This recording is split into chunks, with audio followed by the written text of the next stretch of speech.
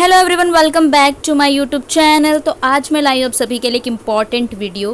तो इससे पहले जो हम क्रैश कोर्स हमने स्टार्ट किया है वो आपका केमिस्ट्री 149 का। होपफुली मैं इसका कंप्लीट करा दूँगी जल्दी। और अभी आपका यूनिट 3 पे हैं हम। तो यूनिट 3 आज हम पढ़ेंगे। इससे पहले आप क्या क्या पढ़ चुके हो मैं उसका एक बार रिकैप करूँगी। तो आपका यूनिट 1 में आपने पढ़ा था, ठीक है। यूनिट 1 में आपने जो पढ़ा था वो आपने पढ़े थे सेल के बारे में, जहाँ पे आपने पढ़ा था प्रोकैरियोट्स एंड यूकैरियोट सेल के बारे में। उनके बीच में डिफरेंस देखा था और एंडोमेम्ब्रेन सिस्टम्स देखे थे किनके पास सेल ऑर्गेनेल्स होते हैं। देन उसके बाद आपने सेकंड यूनिट में पढ़ा था कार्बोहाइड्रेट्स में आपने पढ़े थे मोनोसेक्राइड्स ऐसे होते हैं जो आपके सिंगल यूनिट से बने होते हैं, ठीक है। आपके मोनोसेक्राइड्स के एग्जाम्पल आपका ग्लूकोज होता है। तो आपने ग्लूकोज का यूनिट आपने उसमें फिशर प्रोजेक्शन देखा था, जहाँ पे आपने उसका चेन का फॉर्मेशन देखा था, कैसे वो बनते हैं, उसका स्ट्रक्चर कैसे होता है। उसके बाद आपने जो सेकंड देखा था आपने हॉवर्ड प्रोजेक्शन देखा था, जहाँ पे आपने रिंग स्ट्रक्चर बनाना सीखा था। अब हम यहाँ पे करेंगे यूनिट 3 में कार्बोहाइड्रेट्स का दूसरा पार्ट। कार्बोहाइड्रेट्स में आपको यहाँ पे पढ़ना है डाइसैकेराइड्स एंड पॉलीसैकेराइड्स। जैसे कि मैंने बताया था कि कार्बोहाइड्रेट्स आपके 3 टाइप में डिफरेंशिएट होते हैं, monosaccharides, oligosaccharides and polysaccharides. Oligosaccharides ऐसे होते हैं जहाँ पे आपके 2 से लेके 6 तक यूनिट या फिर 9 तक यूनिट हम मेंशन कर सकते होते हैं, ठीक है। 2 से लेके आपका जो यूनिट प्रेजेंट होता है, ठीक है, 2 से लेके आपका प्रेजेंट होता है, ठीक है, यूनिट 2 से 9 तक की यूनिट प्रेजेंट होती है, उसको हम बोलते हैं ओलिगोसेक्राइड, या फिर 2 से 6 तक भी हो सकता है ओलिगोसेक्राइड्स, ठीक है। देन उसके बाद हम आपने पढ़ा था पॉलीसेक्राइड्स क्या होते हैं। पॉलीसेक्राइड्स आपके ऐसे होते हैं, पॉलीसेक्राइड्स जो इसमें क्या होगा, मोर देन 9 यूनिट्स प्रेजेंट होंगे, कई सारे मोनोसेक्राइड्स के यूनिट प्रेजेंट होंगे, वो आपका पॉलीसेक्राइड। तो आज हम इस यूनिट में पढ़ेंगे कि आपके डाइसेक्राइड्स क्या हैं एंड पॉलीसेक्राइड्स क्या हैं। तो लेट्स स्टार्ट। सबसे पहले हम बात कर लेते हैं आपको इस चैप्टर में पढ़ना क्या है। तो आपको पढ़ना है डाइसेक्राइड्स, ठीक है। ये डाइसेक्राइड्स में आपके कुछ एग्जाम्पल्स हैं। आपका maltose, lactose and sucrose disaccharides होते हैं। उसके बाद आपको पढ़ना है reducing and non reducing sugars क्या होते हैं। उसके बाद आपको पॉलीसेक्राइड्स पढ़ना है। पॉलीसेक्राइड्स आपके 2 टाइप के होते हैं, एक होता है स्टोरेज पॉलीसेक्राइड और आपका स्ट्रक्चरल पॉलीसेक्राइड्स। उसमें आपको देखना है स्टोरेज के लिए कौन से यूज़ होते हैं, स्ट्रक्चर में कौन कौन से। फिर आपको कॉम्प्लेक्स पॉलीसेक्राइड्स पढ़ने हैं, वो आपके होते हैं ग्लूकोज, अमीनोग्लाइकेंस एंड ग्लाइकोप्रोटीन्स। और आपका जो नेक्स्ट है वो है यहाँ पर ब्लड ग्रुप सब्सटेंसेस, ठीक है। ये सारा आपको पढ़ना है, then terminal questions and answers होंगे। तो हम यहाँ पे बात कर लेते हैं सबसे पहले।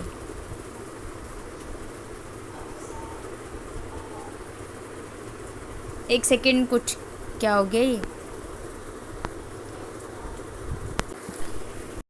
हाँ, तो हम यहाँ पर थे कि आपके यहाँ पे आप पढ़ चुके हो कार्बोहाइड्रेट्स की क्लासिफिकेशन, जहाँ पे आपने पढ़ा था मोनोसेक्राइड्स क्या होते हैं, ठीक है, क्लासिफिकेशन और कार्बोहाइड्रेट्स वगैरह पढ़े थे। ओलिगोसेक्राइड्स जो होते हैं आपके वो क्या होते हैं, जहाँ पे हाइड्रोलिसिस आप करोगे अगर, तो आपको 2 से 10 मोनोसेक्राइड्स की यूनिट मिलेंगे, 2 से 9, 2 से 10, ठीक है। डिपेंड करता है नंबर ऑफ मोनोसेक्राइड्स यूनिट से जो आपको मिला है। वो आपका डाइसेक्राइड होगा, 2 मिलेंगे, डाई होगा, 3 मिलेगा, ट्राई होगा, इस तरीके से वेरी करेंगे।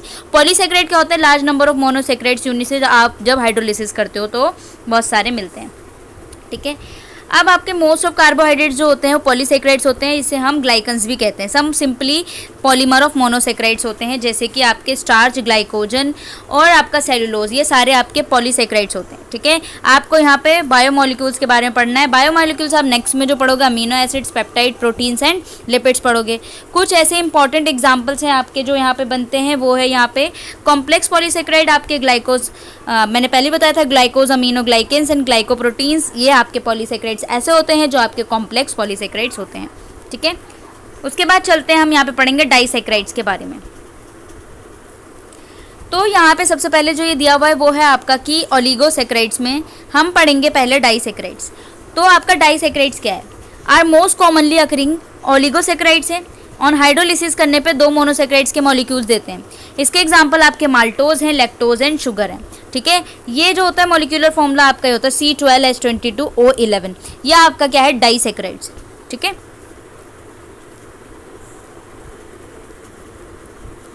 अब जैसे कि आप पढ़ के आए थे, यहाँ पे आपका होगा कार्बन 1 पे जैसे कि ग्रुप्स प्रेजेंट होते हैं, आपने पढ़ा था OH ग्रुप प्रेजेंट होंगे कार्बन 1 पे, तो ऐसे हम क्या बोलेंगे अगर दो आपके पास मोनोसेक्राइड्स के यूनिट लगे हुए, ठीक है, दो मोनोसेक्राइड्स के बीच में जो बॉन्ड बनती है, मैंने बोला था 1 और 4 के बीच में बनती है, तो ग्लाइकोसिडिक लिंकेज होती है।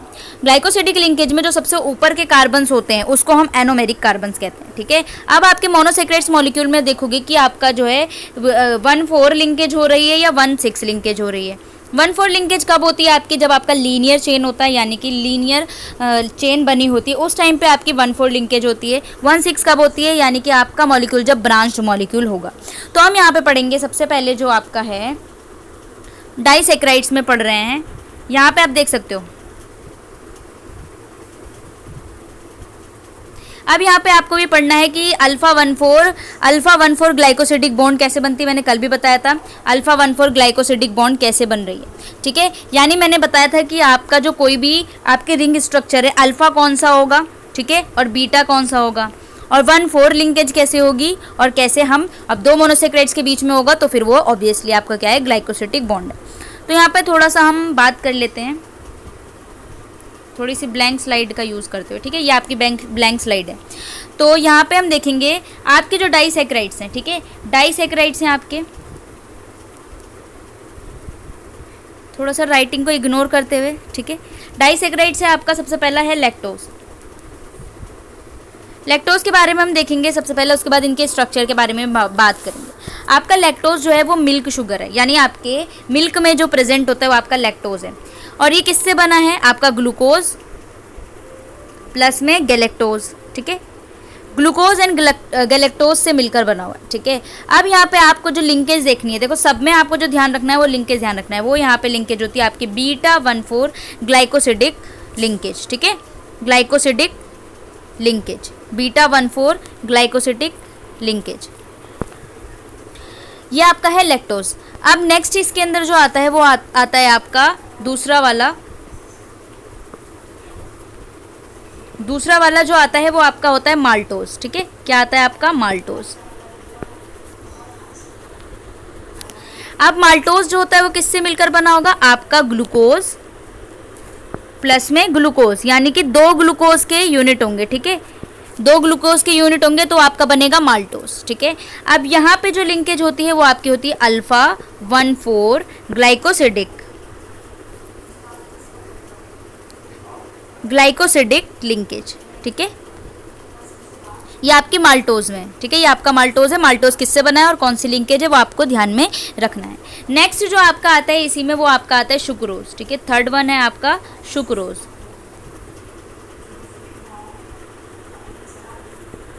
सुक्रोज, अब सुक्रोज आपका किससे बना हुआ है, ठीक है, तो आपको याद रखना है ग्लूकोज प्लस में फ्रक्टोज, ये आपका सुक्रोज बना हुआ है।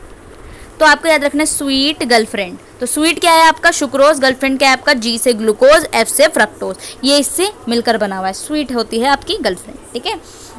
तो यहाँ पे इसमें जो लिंकेज होती है वो होती है आपकी अल्फा 1 बीटा 2 ग्लाइकोसिडिक लिंकेज, ठीक है, alpha 1 beta 2 glycosidic linkage, alpha 1 beta 2 glycosidic linkage, ठीक है।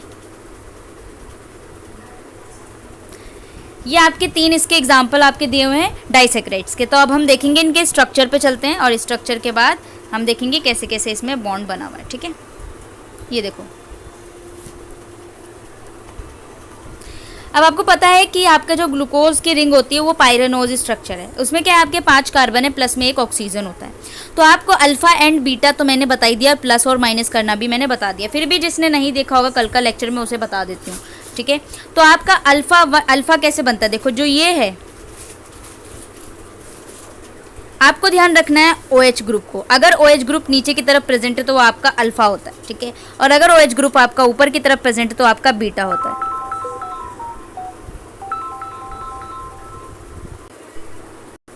तो मैंने बता दिया आपका अल्फा फॉर्म कौन सा है, ठीक है। तो यहाँ पे अगर अल्फा OH ग्रुप आपका नीचे की साइड प्रेजेंट है इस तरीके से। तो ये आपका हो गया अल्फा फॉर्म, और अगर OH यहाँ प्रेजेंट होता तो आपका हो जाता बीटा फॉर्म, ठीक है। तो इस तरीके से आपका है। डी और एल में कैसे आपको डिफ्रेंशिएट करना है, जो आपने कल ये वाला स्ट्रक्चर देखा था चैन का स्ट्रक्चर, अगर नीचे वाला CH2OH है, नीचे का CH2OH है, ठीक है, यहाँ पे OH अगर राइट साइड प्रेजेंट है तो आपका डी होगा, और OH अगर इस साइड प्रेजेंट है तो आपका एल फॉर्म होगा, ठीक है। इस तरीके से आपको ध्यान में रखना है। नेक्स्ट पे चलते हैं। आपका देखो यहाँ पे लिंकेज कैसे शो हो रही है, 1,4 लिंकेज क्यों है, देखो लीनियर स्ट्रक्चर यानी कि दोनों मॉलिक्यूल आपके आस पड़ोस में। अब यहाँ पे ये वाला हो गया स्ट्रक्चर आपका, ठीक है, और ये 4th कार्बन है। आप यहाँ से करोगे पहला कार्बन, दूसरा, तीसरा और चौथा, तो 1 और 4 कार्बन के बीच में जो आपका लिंकेज हो रहा है, ठीक है, यहाँ पे जो लिंकेज हो रही है, बॉन्ड बन रहा है, वो आपका होता है क्या, अल्फा 1,4 ग्लाइकोसिडिक लिंकेज, ठीक है। ये आपका है अल्फा 1,4 ग्लाइकोसिडिक लिंकेज। अल्फा कैसे है, क्योंकि यहाँ पे H था तो नीचे OH था, ठीक है, और यहाँ पे H था तो भी नीचे OH था। अब यहाँ पे हाइड्रोलिसिस की गई यानी कि H2O निकाला गया, ठीक है, यानी 2 H और 1 ऑक्सीजन, तो यहाँ पे 1 ऑक्सीजन बीच में लिंक कर रहा है, तो इसलिए ये लिंकेज आपकी होती है अल्फा 1,4 ग्लाइकोसिडिक लिंकेज। और ये आपका माल्टोज है, ठीक है, क्योंकि मैंने क्या बोला था कि आपके माल्टोज में जो यूनिट होती है वो क्या होती है, ग्लूकोज प्लस में गैलेक्टोज, ठीक है, ग्लूकोज प्लस में गैलेक्टोज की आप नहीं सॉरी ग्लूकोज एंड ग्लूकोज, तो ये आपके 2 यूनिट है ग्लूकोज की, ठीक है, ये आपकी 2 यूनिट है ग्लूकोज की, ये दोनों ग्लूकोज की ही यूनिट है। तो इनके बीच में जो बन रहा है फॉर्मेशन माल्टोज में, माल्टोज किससे बना होता है, ग्लूकोज प्लस में ग्लूकोज से। तो अब माल्टोज जो है बना हुआ है तो 2 यूनिट ली, और यहाँ पे लिंकेज कौन सी है, 1,4 लिंकेज। तो इस तरीके से आपका होता है, और ये आपका क्या होता है, मिल्क शुगर, सॉरी लैक्टोज होता है, मिल्क शुगर ये नहीं है। अब ग्लाइकोसिडिक से कैसे बन रहा है ये आप देख सकते हो। If glycoside formed by linkage between carbon 1 hydroxyl group of 1D glucose in beta form and C4 hydroxyl other molecule glycosidic bond, so form is called as beta 1,4 glycosidic linkage। अगर बीटा फॉर्म वाला carbon यानी OH आपका ऊपर की side present है और आप बना रहे हो कार्बन 1 और कार्बन 4 के बीच में, ठीक है, आप बना रहे हो कार्बन 1 एंड कार्बन 4 के बीच में, तो वो लिंकेज आपकी कहलाएगी बीटा 1,4 ग्लाइकोसिडिक लिंकेज, ठीक है। और अगर अल्फा के बीच में हो रहा है तो अल्फा 1,4 ग्लाइकोसिडिक लिंकेज कहलाएगी, ठीक है। तो आपको ये फॉर्म्स देखने हैं। नेक्स्ट पे चलते हैं। आपका देखो ये स्ट्रक्चर है, देखो ये कैसे बीटा का कैसे बना रहा है, देखो बीटा कैसे होगा, OH ग्रुप आपका ऊपर की साइड प्रेजेंट है, ठीक है, एक, तो आपने क्या करना है, इस वाले OH को ऐसे निकालोगे और यहाँ पे एक OH प्रेजेंट होगा, ये आपका बीटा फॉर्म है, ठीक है, ये पहला कार्बन है, ये चौथा कार्बन, इस वाले का पहला है और इस वाले का चौथा कार्बन है, ठीक है। देखो दोबारा देखते हैं, ये आपका फर्स्ट कार्बन है, एक ग्लूकोज, ठीक है, ये हम किसका बना रहे हैं, सेलोबायोस का, ठीक है, और ये दूसरा है आपका, ठीक है, ग्लाइकोसिडिक बॉन्ड बना रहे हैं, बीटा 1,4 ग्लाइकोसिडिक बॉन्ड, ठीक है। ये ग्लूकोपाइरेनोज बीटा बीटा है दोनों। अब बीटा हैं तो यहाँ पे जो आपका हाइड्रोलिसिस होगी वो इस तरीके से होगी, ठीक है, एक OH यहाँ पे था, एक OH यहाँ पे था, ठीक है, पहले कार्बन पे ये आपका था, तो इधर से 1,4 लिंकेज कर रहे हैं तो ये आपका हो जाएगा बीटा 1,4 ग्लाइकोसिडिक लिंकेज, ठीक है। अब हम यहाँ पे नेमिंग देखेंगे डाइसेक्राइड्स की कैसे कर रहे हैं, डी एंड एल के बीच में कैसे कर रहे हैं। अल्फा डी ग्लूकोज क्या होगा, अल्फा डी ग्लूकोपाइरेनोज क्या होगा, बीटा सेलोबाइलोज क्या होंगे, ठीक है। या आपका यहाँ पे जो नेमिंग करी है आपने डाइसेक्राइड्स में, जो सिमिलरली मैंने बताया था कि आपका अल्फा कैसे होगा, बीटा कैसे होगा, ठीक है, और आपको क्या है डी एंड एल कैसे होगा, ये मैं बता चुकी हूँ, ठीक है। लेफ्ट और राइट साइड प्रेजेंट होंगे, इस तरीके से आपका होता है डी एंड एल, ठीक है। नेक्स्ट है आपका यहाँ पे चलना है, जैसे कि आपने alpha maltose, glucopyranosyl and glucopyranose, beta cellobiose में आपका जो यहाँ पे लिंकेज होता है 1,4 लिंकेज है। यहाँ पे अल्फा 1,4 लिंकेज किस में है, आपकी माल्टोज में। सेलोबाइलोज में कैसी है, आपकी बीटा लिंकेज है, बीटा 1,4 ग्लूकोपाइरेनोज, ठीक है, इस तरीके से होगा। नाउ अब हम यहाँ पे बात करेंगे आपका माल्टोज, ठीक है। माल्टोज के बारे में पहले बता चुकी थी, ठीक है। माल्टोज किससे बना है, आपका ग्लूकोज प्लस में ग्लूकोज से, ठीक है। तो यहाँ पे लिंकेज होती है आपकी कौन सी होती है, अल्फा 1,4 ग्लाइकोसिडिक लिंकेज, ठीक है। ये देखो अल्फा 1,4 ग्लाइकोसिडिक लिंकेज कैसे बनती है, C1 के हाइड्रोक्सिल ग्रुप और C4 के हाइड्रोक्सिल ग्रुप में क्या होता है, हाइड्रोलिसिस करा दी जाती है, ठीक है। इस तरीके से आपका वो स्ट्रक्चर है माल्टोज और बीटा माल्टोज का, ठीक है। लैक्टोज देखना है आपको, मैंने बताया था कि लैक्टोज आपका क्या है, मिल्क शुगर है, ठीक है। डाइसेक्राइड्स होता है, मिल्क ऑफ मैमल्स में प्रेजेंट होता है, मेमरी ग्लैंड्स में हेल्प करता है after child birth, from glucose and galactose से मिलकर बना होता है, हार्मोनल रेगुलेशन आपका जो मिल्क काउ मिल्क है उसके अंदर भी प्रेजेंट होते हैं लैक्टोज, ह्यूमन मिल्क में से 6 से 8% प्रेजेंट होते हैं, ठीक है। और ये डाइट के लिए बहुत ज़्यादा इंपॉर्टेंट है। अब मैंने बताया था लैक्टोज जो होता है इसके अंदर कैसे हम फॉर्मेशन बनाएंगे। आपका हाइड्रोक्सिल ग्रुप है एनोमेरिक, यानी कार्बन 1 में प्रेजेंट होगा beta D galactose and C4 hydroxyl of D glucose, यानी आपका गैलेक्टोज से बना है और दूसरा क्या है आपका ग्लूकोज, ठीक है। तो यहाँ पे लिंकेज जो होगी वो लिंकेज क्या होगी आपकी बीटा 1,4 ग्लाइकोसिडिक लिंकेज, ठीक है। इस तरीके से बनाना, ये आपका चैन वाला स्ट्रक्चर, आप वैसे भी बना सकते हो जो रिंग वाला स्ट्रक्चर है, ठीक है। ये आपका चेयर कन्फर्मर वाला है, ठीक है। नेक्स्ट चलते हैं आपका सुक्रोज। सुक्रोज जो है वो आपका टेबल शुगर है, ठीक है। आपका बीट शुगर, केन शुगर भी हम इसे कह सकते हैं, और ये स्वीटनिंग एजेंट की तरह काम करता है हायर प्लांट्स में, ज्यूसीज ऑफ फ्रूट्स और वेजिटेबल्स में, और हनी में भी सुक्रोज पाए जाते हैं, ठीक है। कमर्शियली शुगर केन में भी बनाया जाता है, शुगर बीट में। हाइड्रोलिसिस करने के बाद एक molecule of glucose and fructose मिलता है। तो आपको मैंने बताया था कि स्वीट गर्लफ्रेंड है आपकी, ठीक है, यानी कि स्वीट से सुक्रोज और गर्लफ्रेंड से क्या आएगा, ये बनता है ग्लूकोज प्लस में फ्रक्टोज से मिलकर, इसीलिए आपकी गर्लफ्रेंड क्या है, स्वीट है, ठीक है। सबकी गर्लफ्रेंड क्या है, स्वीट है। Comparison to maltose and lactose से स्वीट होती है, ठीक है, बहुत ही प्यारी होती है। प्रॉपर्टी विच आर यूनिक होती है अंडरगो म्यूटरेशन के बाद, ये होता है आपका नॉन रिड्यूसिंग शुगर होता है, ठीक है, क्योंकि इनके पास अल्फा ग्लूकोज अल्फा फ्रक्टोज होते हैं, और यहाँ पे अल्फा 1,2 ग्लाइकोसिडिक बॉन्ड होती है। कॉमनली 1,4 ग्लाइकोसिडिक बॉन्ड थी, लेकिन यहाँ पे अल्फा 1,2 ग्लाइकोसिडिक बॉन्ड होती है, ठीक है। अब यहाँ पे देखना आपका ये जो है, ये इसे हमने नॉन रिड्यूसिंग शुगर कहा, ठीक है, क्योंकि इनके पास क्या था, फ्रक्टोज था, अल्फा 1,2 ग्लाइकोसिडिक बॉन्ड था, ठीक है। अब यहाँ पे एनोमेरिक कार्बन थे, शुगर के पास लिंकेज फॉर्मेशन हो रही थी, अवेलेबल फॉर म्यूटर रोटेशन, ठीक है। ऑक्सीडेशन रिएक्शन, यहाँ पे ऑक्सीडाइज हो रहे थे टॉलेंस से, फेलिंग से एंड बेनेडिक रिएजेंट से, इसीलिए यहाँ पे जो होता है आपका alpha D glucopyranosyl beta D fructofuranose, ये आपका होता है अल्फा 1,2 बीटा लिंकेज होता है यहाँ पे, ठीक है। इस तरीके से आप सुक्रोज को बना दोगे, ठीक है ना।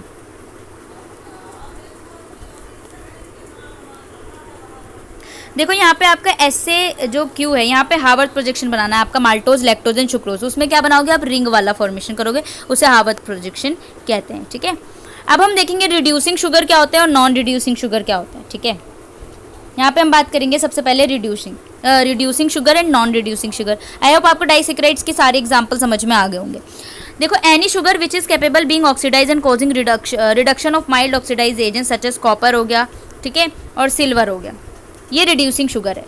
अगर कोई भी शुगर है आपका ऑक्सीडाइज हो जाता है, ठीक है, और reduction of mild oxidizing agent से ऑक्सीडाइज हो जाता है और रिड्यूस हो जाता है आपका ऑक्सीडाइजिंग एजेंट से, जैसे आपका कॉपर +2 है, ये क्या हो गया आपका कॉपर प्लस में चला गया, रिड्यूस हो गया। सिल्वर आयंस भी हो गए, ठीक है, सिल्वर जो Ag+ था वो Ag में चला गया, तो ऐसे शुगर्स को हम रिड्यूसिंग शुगर कहते हैं। दो sugar which are unable to be oxidize, ठीक है, ऐसे शुगर जो ऑक्सीडाइज नहीं होते हैं और रिड्यूस नहीं करते हैं ऑक्सीडाइजिंग एजेंट से, तो हम उनको नॉन रिड्यूसिंग शुगर कहते हैं, ठीक है। यानी कि ऐसे शुगर जो ऑक्सीडाइज हो जाएं और रिड्यूस हो जाए माइल्ड ऑक्सीडाइजिंग एजेंट से, तो वो आपके होते हैं रिड्यूसिंग शुगर। और जो नहीं करते हैं, जो ऑक्सीडाइज नहीं होंगे और आपके रिड्यूस नहीं होंगे माइल्ड ऑक्सीडाइजिंग एजेंट से, तो वो आपके होते हैं नॉन रिड्यूसिंग शुगर, ठीक है। तो आपको यहाँ पे जो इम्पॉर्टेंट चीज़ पे ध्यान रखना है वो ये है कि आपके जो सारे मोनोसेक्राइड्स हैं, जो आपके all monosaccharides are reducing sugar, ठीक है, जितने भी मोनोसेक्राइड्स हैं वो आपके रिड्यूसिंग शुगर है। क्यों? क्योंकि इनके पास फ्री रिएक्टिव कार्बोनिल ग्रुप है in the form of aldehydic group. अब इनके ऊपर एक और चीज़ आ जाती है अगर आपको डिफरेंसेस लिखने हैं कि reducing and non reducing sugar क्या होते हैं। तो सबसे पहला डिफरेंस आपका यह है कि ये ऑक्सीडाइज हो जाते हैं, ठीक है। तो ऑक्सीडाइज अगर होंगे तो वो आपके रिड्यूसिंग है, ऑक्सीडाइज नहीं होंगे तो वो आपके नॉन रिड्यूसिंग है। रिड्यूस हो जाते तो आपके रिड्यूसिंग है, रिड्यूस नहीं होते हैं आपके माइल्ड ऑक्सीडाइजिंग एजेंट से तो आपके नॉन रिड्यूसिंग है। दूसरा जो इंपॉर्टेंट चीज़ है तीसरी, वो आपके free reactive carbonyl group present होते हैं। आपके एल्डिहाइड ग्रुप होते हैं, ठीक है, वो आपके फ्री कार्बोनिल ग्रुप होते हैं, ठीक है, रिएक्टिव होते हैं। अगर वो प्रेजेंट है तो आपका रिड्यूसिंग शुगर, अगर वो प्रेजेंट नहीं है तो आपके नॉन रिड्यूसिंग शुगर, ठीक है। तो यहाँ पे हम देखेंगे डाइसेक्राइड्स को।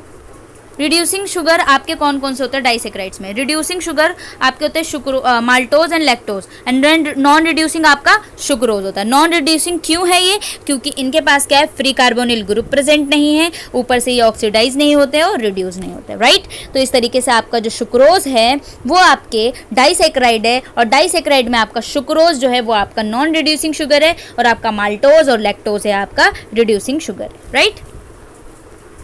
इस तरीके से आपका स्ट्रक्चर बनाया हुआ है। देखो फ्री एनोमेरिक ग्रुप है, देखो यहाँ पर है। रिड्यूसिंग शुगर ऐसे होंगे जिनके पास क्या होगा, फ्री एनोमेरिक ग्रुप होगा। फ्री एनोमेरिक का मतलब हो गया जो आपके कार्बन 1 पे वो एल्डिहाइडिक ग्रुप यहाँ पे प्रेजेंट है, सो दैट्स वाई, ठीक है। नेक्स्ट पे चलते हैं। ये आपकी वो बनाई हुई है यहाँ पे लिंकेज, ठीक है। अब आपका सुक्रोज है, देखो इनके पास जो है सुक्रोज में देखो यहाँ पे कोई भी फ्री OH ग्रुप प्रेजेंट नहीं है कार्बन नंबर 1 पे, ठीक है। इस तरीके से ये आपका जो होता है नॉन रिड्यूसिंग शुगर हो जाता है, ठीक है। यहाँ पे बस लिखा हुआ है कि आपका जो माल्टोज है, आपका लैक्टोज है, उनके पास फ्री एनोमेरिक ग्रुप है, इस वजह से वो रिड्यूसिंग है, और जो आपका नहीं है वो आपके नॉन रिड्यूसिंग है। कॉमनली यूज जो आपके रिएजेंट यूज़ किए जाते हैं वो आपके टॉलेंस रिएजेंट हो जाते हैं, ठीक है। ये क्या होते हैं, आपके डिजोल्व सिल्वर नाइट्राइट होते हैं, और स्मॉल अमाउंट ऑफ अमोनिया होता है, ठीक है। या फेलिंग वगैरह ये आपके रिड्यूसिंग ऑक्सीडाइजिंग यानी कि ये रिड्यूस करने का काम करते हैं, ठीक है। अब हम बात करेंगे पॉलीसेक्राइड्स के बारे में। पॉलीसेक्राइड्स तो आपको पता होगा कि यहाँ पे मैनी शुगर्स प्रेजेंट होते हैं, ठीक है। क्या प्रेजेंट होंगे, मैनी यूनिट्स ऑफ शुगर्स, ठीक है, मैनी यूनिट्स ऑफ शुगर्स। तो ये आपके हो जाएंगे क्या, पॉलीसेक्राइड्स। अब पॉलीसेक्राइड्स जो होते हैं लीनियर भी होते हैं और ब्रांच भी होते हैं, यानी कि देखो मैंने ये चीज़ पहले ही बता दी थी आपको कि कुछ लीनियर फॉर्म होंगे जिसमें 1,4 लिंकेज होगी। लीनियर वाले में क्या होता है, 1,4 लिंकेज। ब्रांच अगर होगा कोई तो उसमें होगा 1,6 लिंकेज, ठीक है। तो आपके जो पॉलीसेक्राइड्स हैं, अब देखो पॉली मतलब मैनी, तो यहाँ पे दोनों चीज़ आ जाएंगी, 1,4 लिंकेज भी होगा, 1,6 लिंकेज भी होगा। तो आपके ब्रांच भी होते हैं और लीनियर भी होते हैं। वन टाइप ऑफ मोनोसेक्राइड्स अगर प्रेजेंट होंगे आपके तो होमोपॉलीसेक्राइड्स, यानी कि same type of monosaccharides present होंगे तो आपके होमोपॉलीसेक्राइड्स होंगे। होमोपॉलीसेक्राइड्स आपका कौन कौन सा होता है वो आपको देखना है। Starch is a polymer of D glucose है। दो या दो से ज़्यादा अगर मोनोसेक्राइड्स आपके प्रेजेंट है तो अलग अलग प्रेजेंट है तो आपके हेट्रोपॉलीसेक्राइड्स होंगे। हेट्रोपॉलीसेक्राइड्स आपका है ग्लूकोज अमीनो ग्लाइकेन्स, राइट। नेक्स्ट यहाँ पे बात करेंगे आपका कि जो पॉलीसेक्राइड्स होते हैं वो आपके स्ट्रक्चरल टिश्यू में हैं प्रेजेंट, तो उसे हम स्ट्रक्चरल पॉलीसेक्राइड्स कहते हैं। और जो आपका स्टोरिंग एनर्जी के लिए काम करते हैं उसे हम स्टोरेज पॉलीसेक्राइड्स कहते हैं। अब जो आपका पॉलीसेक्राइड है वो नॉट स्वीट होते हैं, स्वीट नहीं होते, आपके डाइसेक्राइड्स में स्वीट होते हैं, तो ये स्वीट नहीं है और ना ही म्यूटा रोटेट करते हैं, यानी कि म्यूटा रोटेशन यहाँ पे नहीं होता है। जनरली ये अनरिएक्टिव होते हैं। हेमी एसिटल ग्रुप होते हैं जो ग्लाइकोसिडिक बॉन्ड बनाते हैं, आप सब में ग्लाइकोसिडिक बॉन्ड्स बनाते हैं। और आपके स्टोरेज पॉलीसेक्राइड्स होते हैं और स्ट्रक्चरल पॉलीसेक्राइड्स होते हैं। अब हम यहाँ पे जो पहले बात करेंगे वो आपका बात करेंगे स्टोरेज पॉलीसेक्राइड्स, यानी कि जो स्टोरेज में काम कर रहे हैं। अब हम देखेंगे यहाँ पे आपके दो टाइप के स्टोरेज की तरह काम करेंगे, एक प्लांट में काम करेगा, दूसरा एनिमल्स में काम करेगा। अब जो स्टार्च है वो आपका स्टोरेज पॉलीसेक्राइड्स है प्लांट्स के अंदर, ठीक है। ये आपका not only serve as reserve food in plant but is also major source of carbohydrate है ह्यूमन बींग्स के लिए। सिर्फ प्लांट्स में तो नहीं है ना ये कि रिजर्व फूड की तरह काम कर रहा है प्लांट्स में, बल्कि ये आपका ह्यूमन्स के लिए भी बहुत ही ज़्यादा मेजर सोर्स कार्बोहाइड्रेट है ह्यूमन बींग्स के लिए। तो स्टोरेज पॉलीसेक्राइड जो स्टार्च है वो सिर्फ और सिर्फ प्लांट्स के लिए यूज़ नहीं बल्कि हमारे लिए भी बहुत ज़्यादा इंपॉर्टेंट होता है। ये आपका क्या है, ग्लूकोज पॉलीमर है, ठीक है। क्या है glucose polymer, when excess glucose enter a plant cell, जब आपके पास बहुत ज़्यादा अमाउंट में ग्लूकोज होता है प्लांट में, it is link by enzyme to the end of starch molecule, तो ये आपका एक एंजाइम से लिंक करता है और स्टार्च मॉलिक्यूल में। In case of short fall of glucose in the cell, अगर सेल में कम हो जाता है तो स्टार्च आपका हाइड्रोलाइज होकर ग्लूकोज बना देता है, ठीक है। डाइटरी स्टार्चेस जो होते हैं वो पोटैटो में प्रेजेंट होते हैं। तो आपका अगर डाइट में यानी आप अपनी वेट गेन करना चाहते हो तो आप पोटैटो खाओ, राइस खाओ, व्हीट खाओ, कॉर्न खाओ। कैसे प्लांट सोर्सेज होते हैं जो आपके डाइट में इंपॉर्टेंट रोल निभाते हैं। नेचुरल स्टार्च जो होता है वो आपका ये फॉर्मूला होता है C6H10O5 का होल N। ये आपके दो कंपोनेंट का मिक्सचर है आपका स्टार्च। स्टार्च में आपके दो कंपोनेंट्स होते हैं, एक होता है अमाइलोज, दूसरा होता है अमाइलोपेक्टिन, ठीक है। ये आपको ध्यान रखना है। अब मैंने बताया आपके अमाइलोज होते हैं और अमाइलो पैक्टिन होता है। उसके बाद जो आपको ध्यान रखना है वो ध्यान रखना है कि अमाइलोज जो है वो कितने % ऑफ द स्टार्च है, अमाइलो पैक्टिन जो है वो कितने % ऑफ द स्टार्च है, और इसमें लिंकेज क्या है। तो आप अगर स्टार्च पॉलीसेकेराइड्स के लिए स्टार्च लिख रहे हो तो आपको सबसे इंपॉर्टेंट चीज़ तो ये लिखनी है कि ये प्लांट में स्टोरेज है, स्टोरेज मॉलिक्यूल है।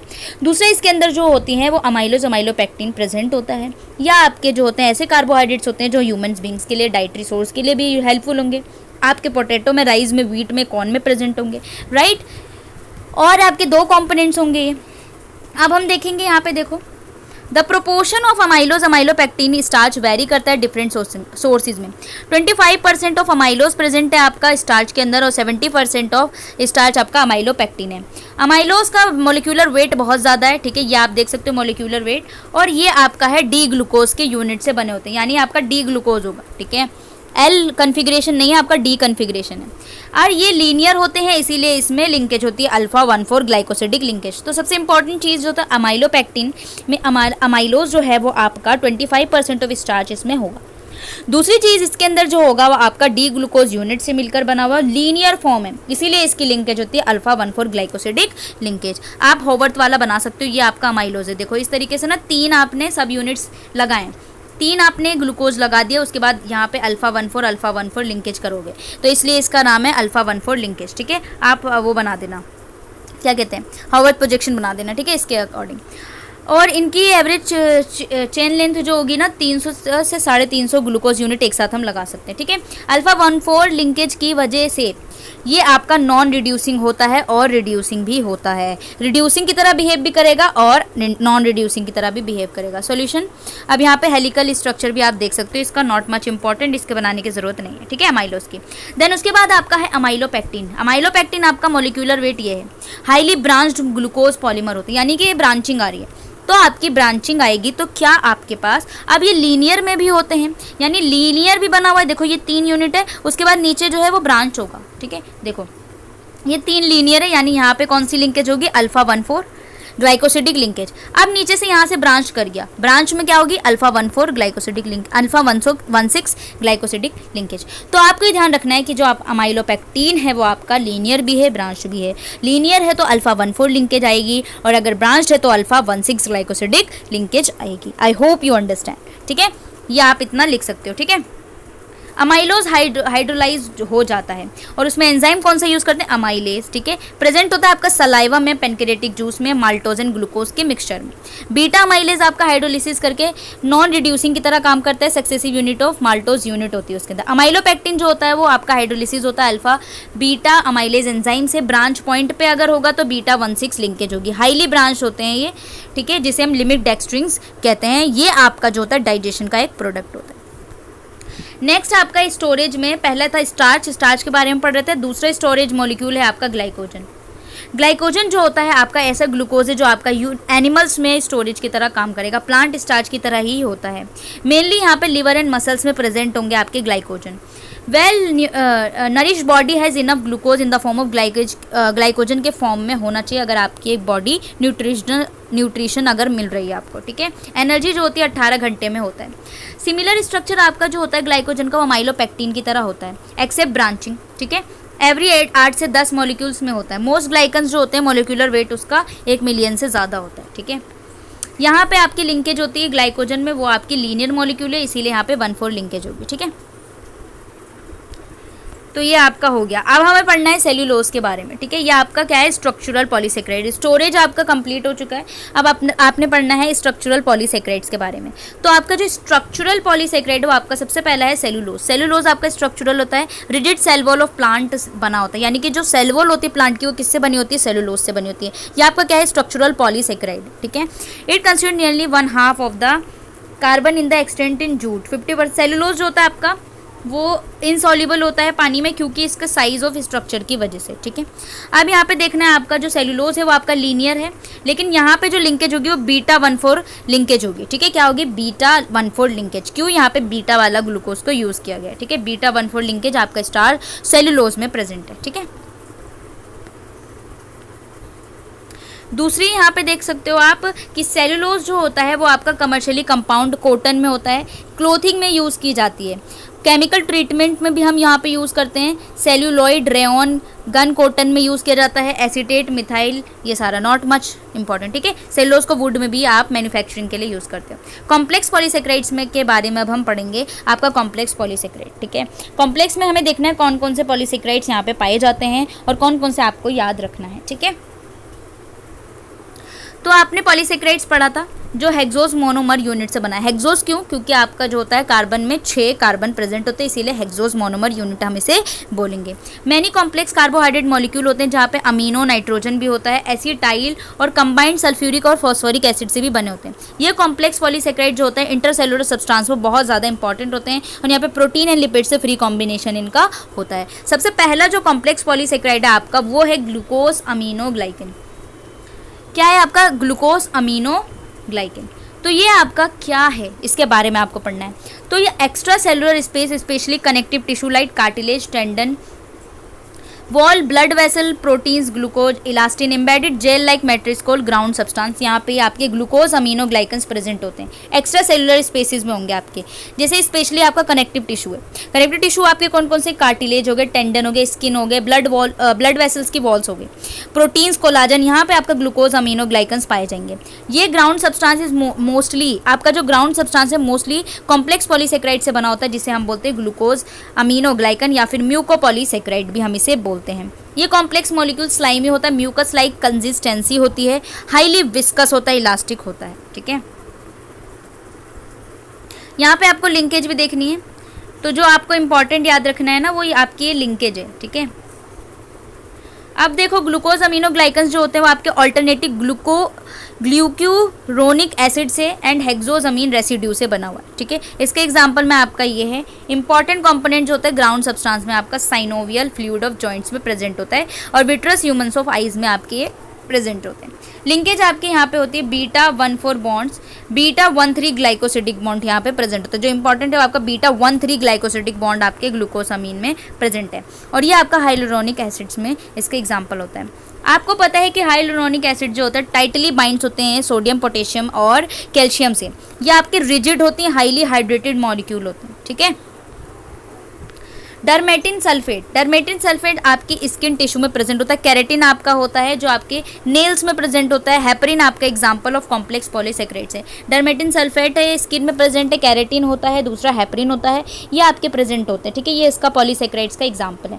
यहाँ पे लिंकेज जो होती है आपकी ग्लूकोज अमीनो ग्लाइकेंस में वो आपकी 1,4 लिंक्ड रेसिड्यू होती है, 2 sulphates and glucose amine sulphate and C6, ठीक है, ये होता है। पावरफुल ब्लड एंटीकोआगुलेंट की तरह हम इसे यूज़ करते हैं। दूसरा आपका है ग्लाइकोप्रोटीन आपने पढ़ा होगा, ठीक है। मैनी प्रोटीन जो होते हैं कोवलेंट एसोसिएटेड होते हैं कार्बोहाइड्रेट मॉलिक्यूल से, जिसमें बायोमॉलिक्यूल आते हैं आपके ग्लाइकोप्रोटीन में। ये कार्बोहाइड्रेट जो होते हैं ऐसे ग्लाइकोप्रोटीन्स होते हैं जो आपके 1% से लेके 85% तक प्रेजेंट होते हैं। अब आपके इम्यूनोग्लोब्यूलिन्स भी यहाँ पे प्रेजेंट होते हैं और ब्लड ग्रुप सब्सटेंसेस में भी प्रोटीन्स प्रेजेंट होते हैं। ये मॉलिक्यूल ऑलमोस्ट जो होता है लाइफ में प्लाज्मा प्रोटीन में सबसे ज़्यादा होता है, एंजाइम हार्मोन्स में भी होता है, ठीक है। Most of the protein membrane और लिपिड बाइलेयर में भी प्रेजेंट है। आपने जो फ्लूइड मोज़ेइक मॉडल पढ़ा था वहाँ पे आपने पढ़ा था ग्लाइकोप्रोटीन्स होते हैं, तो ग्लाइकोप्रोटीन्स आपके वहाँ पे लिपिड मेम्ब्रेन्स में भी प्रेजेंट होंगे। ये आपके एन एसिटाइल अमीनो शुगर्स और कोवलेंटली लिंक होते हैं, ठीक है। ग्लाइकोप्रोटीन जो होता है डाइवर्स फंक्शन में हेल्प करता है। ये देखो generally they act as recognition site for various biological interaction में रिकॉग्निशन साइट की तरह यूज़ होता है। ग्लाइकोप्रोटीन आपका इम्यूनोग्लोब्यूलिन्स भी होते हैं जो आपकी एंटीबॉडी होंगे। गामा ग्लोब्यूलिन्स जो होता है इन्फेक्शन से लड़ेगा। म्यूसिन आपका सलाइवा में प्रेजेंट है। गैस्ट्रिक जूसेस आपके डाइजेस्टिव में प्रेजेंट है।